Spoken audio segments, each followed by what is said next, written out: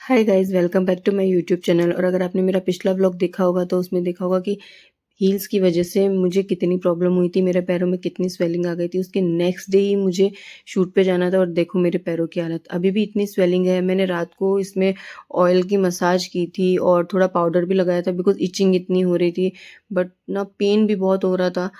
तो लेकिन क्या हुआ ना कि मेरा शूट पहले का लिया हुआ था, तो इसलिए मैं मना नहीं कर सकती थी एंड मोमेंट पे।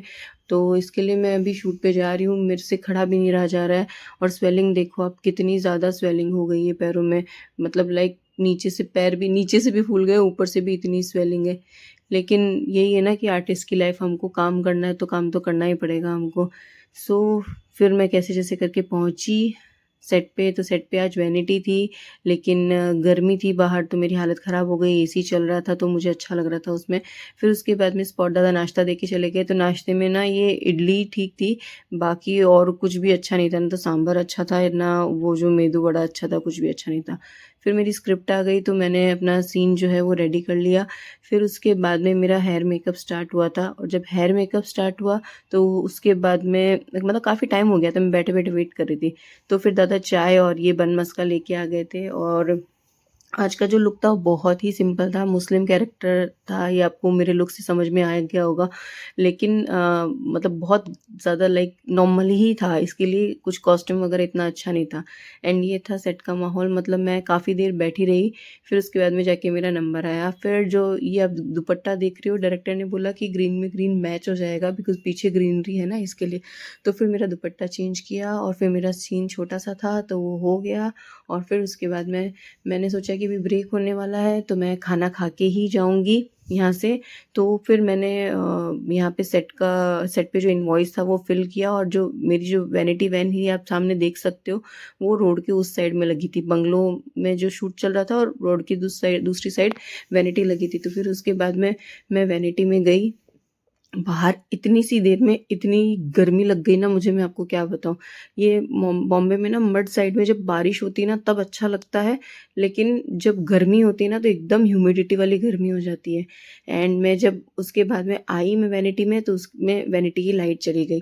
तो कितनी देर तक तो मैं वैनिटी में ऐसे ही बैठी रही, ऑलरेडी गर्मी लग रही थी, लेकिन वैनिटी में थोड़ी ठंडक थी इसके लिए अच्छा लगा। फिर जब लाइट आई, एसी चला, तो फिर जाके दिल को सुकून मिला। एंड देन फिर जब ब्रेक हो गया उसके बाद में मैंने खाना खाया एंड मेरा पैकअप भी हो गया था। बट मुझे आगे एक ऑडिशन के लिए जाना था।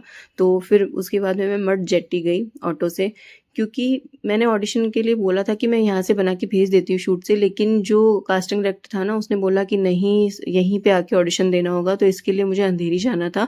तो फिर मड से अंधेरी जाना था तो जेट्टी से जाना सबसे बेस्ट ऑप्शन है। तो फिर मैं ऑटो किया मैंने और फिर उसके बाद मैं मड जेटी गई। तो अब देखो ऐसे मड जो होता है ना, तो ये मड मार्केट है। और ये मतलब मड का एरिया मुझे इतना ज़्यादा अच्छा नहीं लगता, लेकिन ऑलमोस्ट शूट ना या तो नायगांव में होते हैं, मड में होते हैं। बाकी जो अच्छी अच्छी जगह है उसकी लोकेशन के तो पैसे ज़्यादा लगते हैं। और मड में एड शूट भी काफ़ी होते हैं बड़े बड़े, बट वो लोकेशंस और वो बंगले और भी ज़्यादा अच्छे होते हैं। एंड आप देख सकते हो मैं अभी मड जेटी पहुंच गई हूँ, यू कैन सी। और फिर उसके बाद में मैंने टिकट लिया, जो कि मड जेटी का जो टिकट है वो 5 रुपये का होता है जब आपको वर्सोवा बीच जाना होता है, तो वर्सोवा जाना होता था आई मीन। एंड फिर उसके बाद में मैं गई। जब मैंने देखा कि यार कितना गंदा लाइक ये हो रखा है ये पानी, ये लोग बिल्कुल भी साफ सफाई का ध्यान नहीं रखते हैं, रोज़ लोग आते जाते हैं। और ये मतलब मैं बोल नहीं सकती, देखने में आपको दिख रहा होगा पानी में ही कचरा कितना फ्लोट कर रहा है ऊपर। बट ठीक है, मुझे जाना था और यहीं से मैं जल्दी जा सकती थी, कोई और ऑप्शन नहीं था। तो पानी के सामने आते हैं तो अच्छा लगता है, लेकिन ऐसे ही जब कचरा देखते हैं ना तो बड़ा गंदा लगता है। एंड आप देख सकते हो जो जेट्टी है वो आ गई, इतने सारे लोग इसमें ट्रैवल करते हैं ना। और आप सामने देख सकते हो, सामने ही वर्सोवा था, लेकिन इसके लिए कोई पुल नहीं बनाया गया है, इसके लिए जेट्टी से ही जाना पड़ता है। 5 रुपए की टिकट लगती है।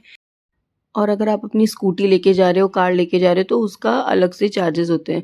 तो जब मैं जेटी में आई तो ये आप देख सकते हो स्कूटी भी लोग लेके आ रहे थे। स्कूटी को एक साइड में सब लोग को खड़े हो जाते हैं लोग स्कूटी लेके, और एक साइड में बैठने के लिए रहते हैं। लाइफ जैकेट्स भी रखे हुए थे, आप देख सकते हो इतने सारे। एंड फिर उसके बाद में आप जो इंसान है वो कुछ कचरा आ गया था बीच में तो उसको साइड में कर रहा था। बट ये ना सफाई नहीं करते यहाँ से। और ये बस इसको कचरे को साइड में करते हैं, फिर वो जेट्टी में मतलब जो उसमें ना फँसे इसके लिए, और फिर उसके बाद में ये ऐसे ही अपना दिन-रात लोग पैसे कमाते हैं। अगर यहाँ पे अच्छा-सा ब्रिज बन जाए तो 5 मिनट का भी रास्ता नहीं होगा, वॉक करके इंसान जा सकता है। बट ठीक है, अभी फिर उसके बाद में मैं वर्सोवा उतरी एंड आप भीड़ देख सकते हो, इतनी ज़्यादा भीड़ है। फिर उसके बाद में यहाँ पे पास में ऑटो नहीं रहता, तो मैं थोड़ा दूर चल के गई एंड आप जो है रास्ते देख सकते हो इतने गंदे हैं। मतलब हमारे इंडिया में ना सच में बहुत ज़्यादा ज़रूरत है साफ़-सफ़ाई की एंड बहुत दूर चलना पड़ा मुझे। फिर उसके बाद में मुझे ऑटो मिला, फिर ऑटो लेके मुझे जहाँ पे ऑडिशन देने जाना था, मैं वहाँ पे गई क्योंकि जो ऑडिशन की जगह थी ना वो थी ये कोई तो होटल था, अभी मुझे याद नहीं आ रहा, श्रीजी रेस्टोरेंट था।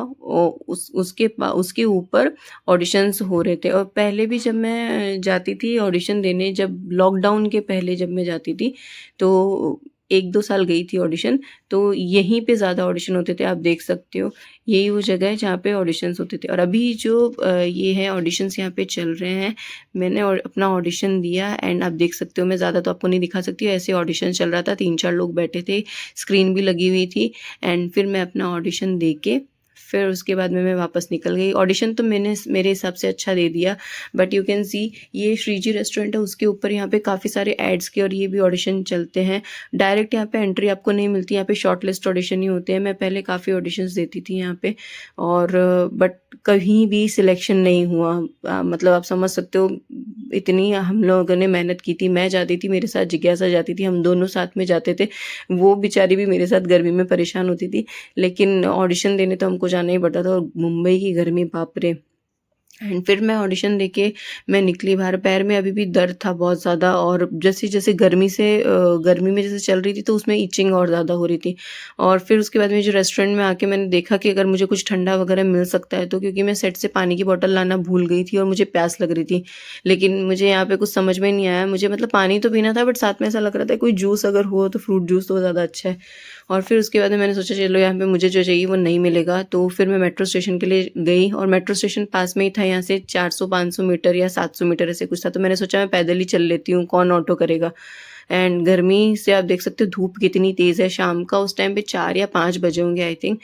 और फिर उसके बाद में ये जो ओशिवारा मेट्रो स्टेशन है, वहाँ पे मैं गई। फिर उसके बाद में मैंने देखा कि यहाँ पे पास में ही जो मतलब गन्ने का जूस बन रहा था, तो मैंने सोचा कि यार कि गन्ने का जूस जो बन रहा है वो पी लेते, गर्मी में सब इससे बेटर और क्या हो सकता है। आप देख सकते हो ओशिवारा मेट्रो स्टेशन है, और फिर यहाँ से मुझे मेट्रो लेनी थी, लेकिन ये जूस मुझे मिल गया तो फिर मैंने ये पिया।